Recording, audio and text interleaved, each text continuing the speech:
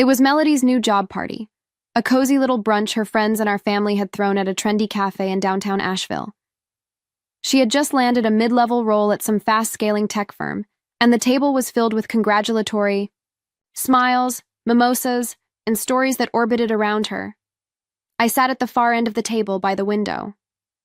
My coffee had gone cold, but I kept stirring it, an old habit that helped me stay grounded. No one really noticed me, because as always, the spotlight belonged to my sister Melody. She sat with her legs elegantly crossed, the sunlight catching the sparkle of her engagement ring and freshly done nails. "Harper," she said loudly across the table, with just enough charm to make it sting, "you're still doing—" "What exactly? Freelancing? At your age?" Before I could answer, she laughed and turned to her friend. "She just can't seem to get a grip on a real career. Like, get a life already." No one else laughed, just Melody, amused by her own jab. Then she added even louder, "Some people just leech off successful ones instead of becoming one." I didn't flinch. I didn't look at her. I just pressed my lips together and kept stirring.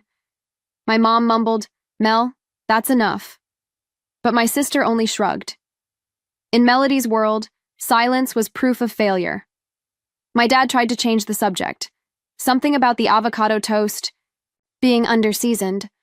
But her smirk hung in the air like a dare. They all thought I was invisible. But that invisibility had become my sanctuary, and my weapon. They didn't know that I, Harper Jameson, had co-founded Pulse Metrics, one of the fastest-growing analytics firms in the country. And the best part? Melody, my sister, the spotlight. Queen, had just been hired by Pulse Metrics. She had no idea, and I wasn't about to ruin the surprise. I was used to being invisible. It started long before brunches and job parties. I remember my 11th birthday clearly. The cake had just been placed on the table. Candles lit. Everyone gathered around to sing. I was about to make a wish when Melody burst out of the hallway, waving a giant trophy. "She just won the tri-state dance competition," my mom announced proudly, voice louder than the birthday. Song itself. Everyone clapped. Cameras turned. I stood by the cake, candles flickering. No one asked what I wished for. I didn't even blow them out.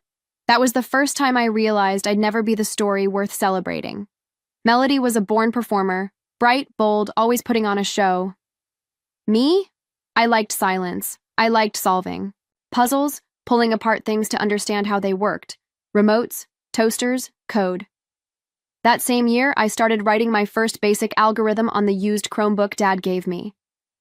I was hooked. My mom would always say, "Harper could sit in one spot for 6 hours and never make a sound." Dad used to joke, "We've got a firecracker and a flashlight in this house. Guess which is which." No guessing needed. Melody was the firecracker. I was the quiet beam that nobody noticed, but that always stayed on. As we got older, the roles didn't change. She studied media arts, landed short stints on local TV, built a wellness brand that trended for a hot minute, before collapsing under bad bookkeeping. I went to a small tech college, built systems, graduated with honors. No one in the family even remembered my graduation date. They were busy planning a photo shoot for Melody's product launch. But I wasn't bitter.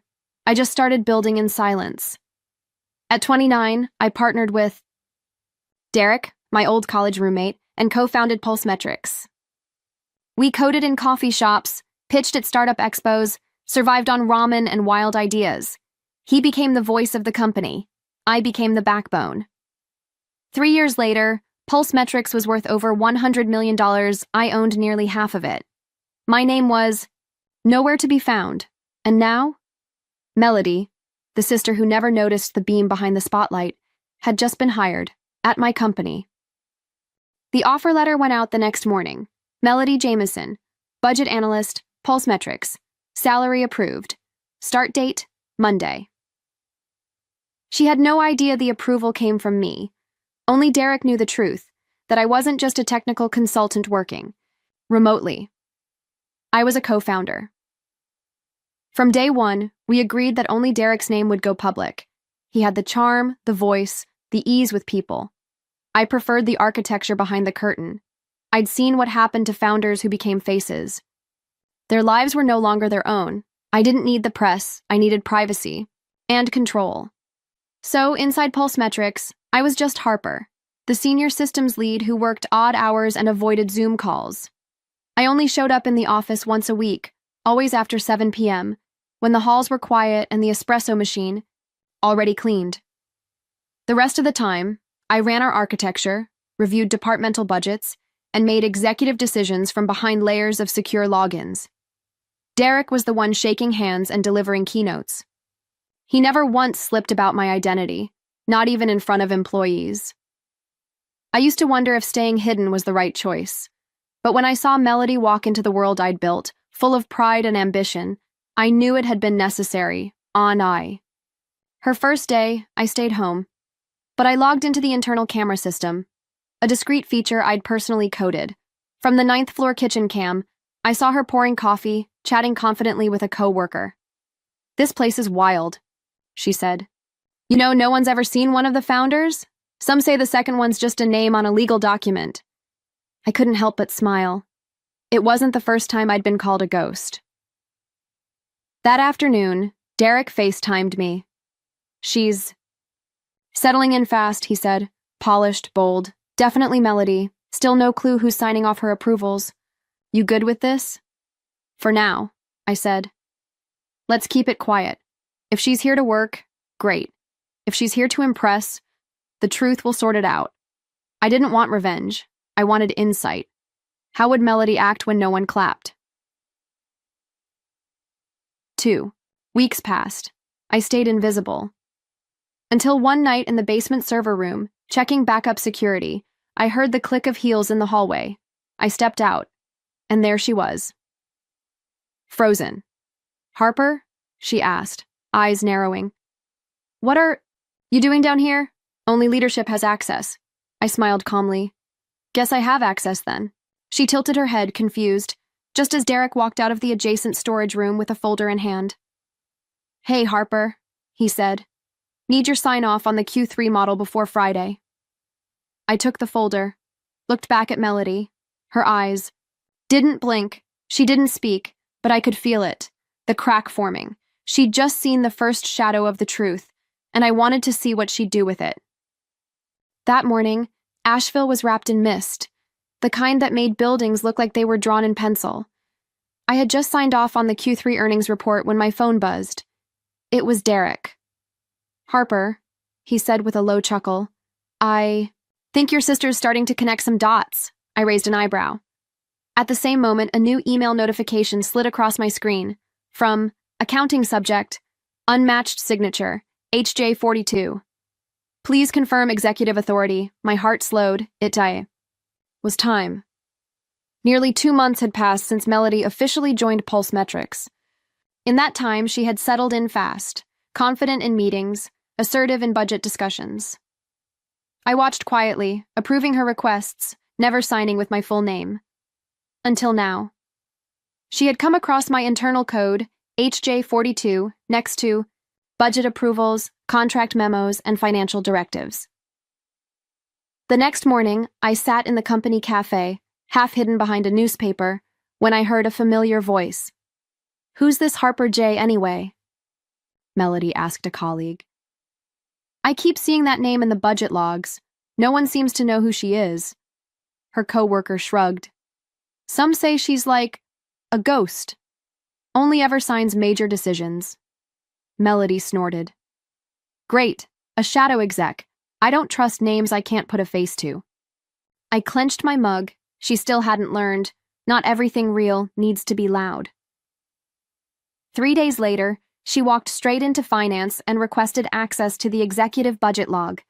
Thanks to her clearance level, she got it. She opened file after file until she reached the one with my full name, Harper Jameson, co-founder, CTO.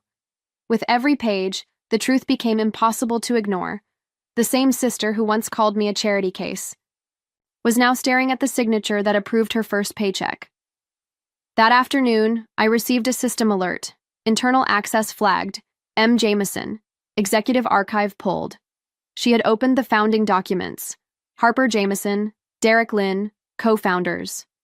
50-50, title, Chief Technical Officer. H. Jameson. I imagined her in that moment, Eyes locked on the screen, expression frozen. Melody didn't explode when shocked.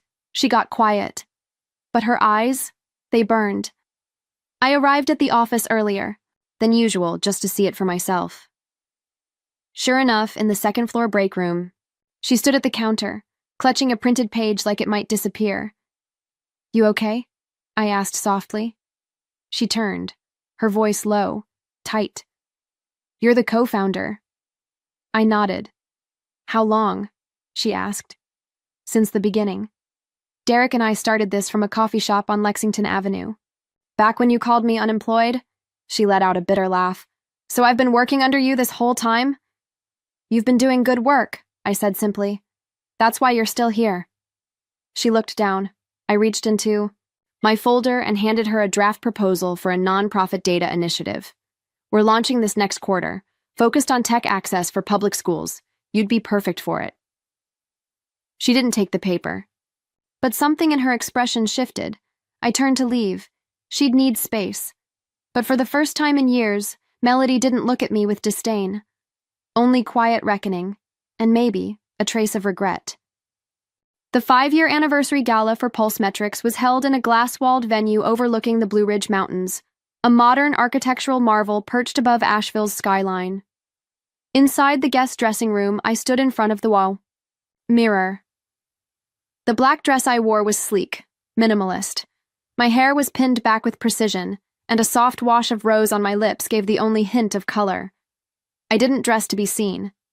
I dressed to belong in the moment, even if it terrified me. There had always been comfort in silence, in shadows, but tonight something was shifting. Derek knocked gently, leaning his head in. "You ready, Harper?" I exhaled. "Not really, but maybe no one ever is." He gave a small smile. "You're not stepping out of the shadows tonight. You're claiming the light you built." We walked onto the stage from the side wings just as the house lights dimmed. The MC's voice echoed through the crystal acoustics. "And now, please welcome the 2 co-founders of Pulse Metrics, Derek Lynn and Harper Jameson." Applause erupted, louder than I expected, sharp, clear, and rising. I walked forward, slowly, intentionally, and then I saw her. Melody stood near the back of the ballroom, her hand wrapped around a champagne flute she hadn't touched. Her eyes wide, frozen mid-expression. She wasn't blinking. Her world, one where I had always been the invisible one, had just split open. I knew that feeling. The moment we signed our first 7-figure contract, and I realized something we built in silence had suddenly become real, undeniable. Derek spoke first. He told the story of how Pulse Metrics began. 2 friends and 2 laptops in a tiny studio apartment, coding through storms and deadlines, betting everything on a smarter way to read the world's data. People laughed at the right moments, nodded at the milestones. Then he turned to me and offered the mic. The room quieted. I stepped forward. For the first time in 5 years, I wasn't behind a firewall or a forwarded approval code. I was simply present. I took a slow breath, grounding myself in the moment. "Hi, everyone," I said into the mic, voice steadier than I expected. "I'm Harper Jameson, and I guess, for many of you, this is the first time you've actually seen me." Soft wave of laughter rolled through the room, not mocking, but warm, surprised, respectful. "I'm not great at public speaking," I continued. "Honestly, I never thought I'd be standing here, but 5 years ago, Derek and I had just 2 things, a worn-out couch and an idea. We believed that technology, if built right, could empower people, not replace them." I paused, eyes scanning the crowd, and then I found her. Melody, still standing near the back wall, her champagne glass now resting on a nearby table. Her posture rigid, her expression unreadable, her eyes locked on me, not blinking. She was trying to figure out how the sister she used to dismiss had built the stage she was now standing in. "I know I'm not the public face of Pulse Metrics," I said gently. "That's been by choice, but tonight, I felt like I owed you more than just numbers behind a screen. I owed you my presence, not for recognition, but out of gratitude." Applause rose again. firmer this time. I gave a small nod of thanks and stepped back, returning the mic to the MC. As the lights shifted from the stage to the dinner floor, I headed toward the buffet, hoping to retreat into a quiet corner like I always did, but it wasn't possible. With every step, someone stopped me. "You're Harper? I thought you were a myth. We weren't even sure you were real." Legend-level stealth, seriously. I smiled, offered a few polite replies, but my mind drifted back to Melody. I turned to look toward the pillar where she had stood. Empty. She was gone. I didn't know when she'd left, or how much she'd heard. But I felt it. Something subtle, like a pressure change in the room, an absence, where for the first time, I had hoped for a presence. That night, back in my apartment, I kicked off my heels and sank into the couch. My place was quiet, too quiet after a night like that. My phone buzzed nonstop for hours, messages poured in, from engineers, investors, even my parents. "We're so proud of you, Harper. What a moment. You deserve this." I smiled, replied where it felt personal, deleted the ones that felt like bandwagon praise, but none from Melody. No text, no missed call, not even a congrats. I opened the livestream replay of the gala on the Pulsemetrics site, fast-forwarded to the part where I stepped up to speak, paused, watched myself take the mic. I didn't press play. I just stared at the still frame. In that spotlight, what did Melody see? A stranger? Or the little sister she used to roll her eyes at, calling her boring and obsessed with spreadsheets? 2 days later, I went into the office earlier than usual, not to approve contracts, not for system updates, just to finish something personal. In a drawer in the 11th floor conference room, I kept a small walnut box.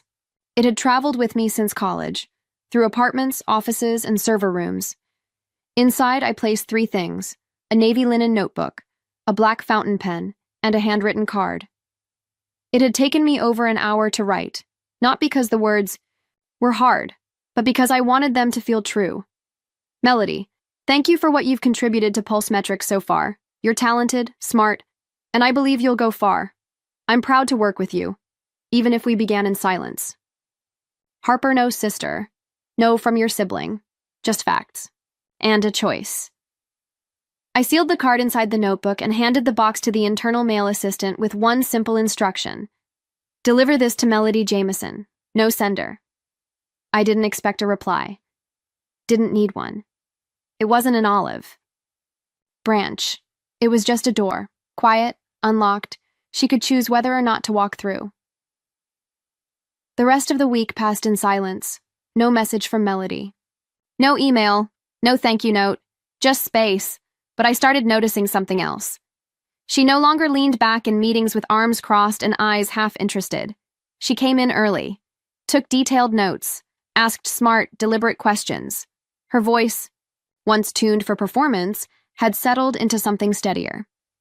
One afternoon, I stood quietly just outside a conference room as she presented a revised budget strategy for an AI initiative that had gone over projections. She walked through cost forecasts and adjusted modeling like she'd built the system herself. Her tone was calm, clear. Her posture no longer screamed, "Notice me." It said, "I came to contribute. I didn't walk in." I just stood in the hallway, hands in my coat pockets, and nodded once, to myself. The following week, HR circulated a staff-wide announcement. Proposal submitted by Melody Jameson. Title, Lift as You Lead, Internal Sponsorship Initiative. Was a plan to support junior staff, especially women in non-traditional tech roles, by launching mentorship circles and quarterly workshops hosted by department leads. At the bottom, under Inspiration, she had written in italics, "Inspired by the quiet mission of Harper Jameson." I read the proposal 3 times, slowly, letting each word settle. I wasn't looking for recognition. But somehow that line made the weight I didn't know I'd been carrying feel lighter. That afternoon, I stepped into the break room at my usual time. Melody stood by the counter, pouring hot water into the electric kettle. She was alone, no spotlight, no audience. When she turned and saw me, we both paused. No sharp edges in her eyes this time. No tension in her shoulders. No armor. Just a quiet awareness. She gave a slight nod, and for the first time, I didn't see her as the sister who once mocked me for being invisible. I saw someone listening. I was about to walk past her, just a regular moment in a quiet afternoon, when Melody spoke. "The pen is beautiful," she said, her voice soft. "And the notebook. I've written a few pages in it already." I turned, surprised but calm. "I'm glad you liked it." She gave a slight nod, staring at the mug in her hands like it held more than tea. "I don't think I ever really understood you," she said after a pause. "Or maybe I just never tried." I didn't say anything. I didn't need to. Sometimes, silence is the only way to let someone finish. "There's something I want to say," she continued, her voice dipping lower, more sincere than I'd heard in years. "You didn't have to give me a chance here, not after everything I said, but you did, and you never threw it in my face. You didn't try to outshine me, or humiliate me, or make some grand statement." She looked up, eyes uncertain but open. "That says more about who you are than anything I've ever believed about you." For a moment, I didn't see the sister who once interrupted my birthday wish with a trophy. I didn't see the girl who mocked me at brunch in front of the whole family. I saw a woman, slowly unlearning pride, slowly relearning grace. "Don't know if I can make it right," she admitted, the words trembling. "But I'll try." A quiet breath left my chest, the kind you don't realize you've been holding for years. "We don't need to replay the past," I said. "We just begin from now." We stood there a little longer, side by side. No spotlight, no witnesses, just stillness and soft understanding. There were no grand gestures, no movie scene apologies, just truth, finally acknowledged, and that was enough. And somehow, things did change. Melody wasn't the loudest person in the room anymore. She listened more, interrupted less. She let junior voices finish their thoughts, even if they stumbled. She volunteered for the unglamorous work, the budget audits, the spreadsheet cleanups, the behind-the-scenes grind she once mocked. And me? I stopped avoiding my own reflection. I started speaking at technical briefings, took the mic during onboarding sessions, stood in front of interns and told them, not with ego but with clarity, that you don't have to be loud to lead. You just have to know where you're going. One Friday afternoon, as I was packing up to leave, I passed the recognition wall by the elevators. Her name was listed at the top. Q2 top contributor, Melody Jameson. She stood a few feet away, reading it quietly. When our eyes met, she offered a small smile. "Thank you," she said, "for not giving up on me." I smiled back. "We're just getting started." That Sunday, our family met at our usual brunch spot, a sunny cafe near Pack Square, with chipped wood chairs and the smell of maple syrup lingering in the air. Everything looked the same, but something felt different. Melody showed up a few minutes late. No flashy heels, no makeup, just a white blouse, jeans, and a loosely tied ponytail. She walked up to me and gave a simple nod. I nodded back, no dramatic gesture. Just presence. Later, as my mom rambled on about her tomato garden, Uncle Ron turned to me and grinned. "So Harper, still doing that computer tinkering thing? Must be fun, sitting in front of numbers all day." I smiled. Before I could answer, Melody set her mug down. "Uncle," she said clearly, "Harper is the smartest person I've ever known. Without her, I wouldn't be where I am today." The table quieted. She looked straight at me. She taught me something I used to ignore, that real strength doesn't always speak first. It builds, quietly. And when it's ready, it speaks, through actions, not applause. Uncle Ron blinked. My aunt gave a small, thoughtful nod. My mom reached over and gently squeezed my hand. After the meal, as we packed up to leave, Melody stepped beside me, jacket in hand. "You don't have to. Forgive me," she whispered. "But I'm not the same person anymore." I turned to her. And for the first time in a long time, I smiled from a place that wasn't guarded. I know, I said, and I never needed you to apologize. We walked out in silence. But it wasn't. The kind that keeps people apart. It was the kind that allows something new to begin. Later that evening, I sat by the window with a cup of tea, watching the lights of Asheville blur into the hills. A message from Derek popped up on my screen. Heard. Brunch wasn't half bad today, I replied. Not bad. Let's call it a new beginning. Because sometimes healing doesn't arrive with fanfare. It arrives when people finally see each other, not through old expectations, but through quiet, honest understanding. Melody and I will never be the picture perfect sisters, but we're no longer standing on opposite sides. We're two grown women, both changed, both still learning, and to me, that's more than enough to close one chapter and quietly begin the next.